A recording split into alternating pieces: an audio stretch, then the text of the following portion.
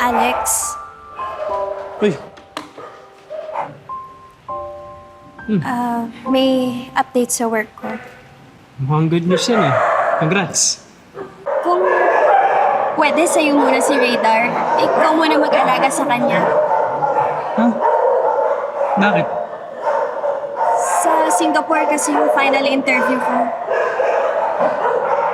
Nag-apply ka sa Singapore? Teka, nag-apply ka sa Singapore, tsaka mo kinuha si Radar? Matagal na kasi yun. Nakala ko wala na. Tapos biglang tumawag na yun. Mia, may inaantay ka palang trabaho abroad. Sana hindi ka na lang nag-adapt. Hindi pwedeng basta mo na lang sila iiwan. Kahit hindi sila nagsasalita, na-attach sila sa'yo. Pinaasa mo lang siya, Mia. Nangako ka sa amin dito sa shelter na magiging maayos kang pet guardian. Alex, hindi pa naman sigurado yun eh. May final interview pa ako sa Singapore. 3 days lang yun. O so, paano kung matuloy ka? Isasoli mo siya dito? Mia, hindi ganun na mag-alaga ng kahit anong relasyon. Alex,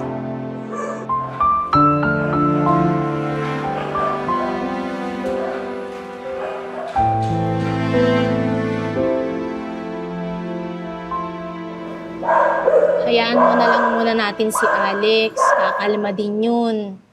Pero ganyan talaga pag may asawa na nag-adapt. Pero hanapan natin ng solusyon, Mia. Pero tama din si Alex, hindi ka muna dapat nag-adapt kung alam mo mag-a-abroad ka. hindi pa naman po sigurado yun eh. Final interview pa lang naman po sa Singapore. Ganun pa man, dapat isipin din natin na yung mga alaga nating maiiwan. Hindi ganun kadali yun para sa kanila.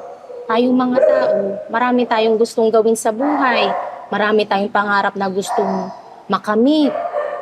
At gagawin natin ang lahat yun at the expense na may mga bagay na bibitawan tayo. Pero sila, tayo lang ang mundo nila.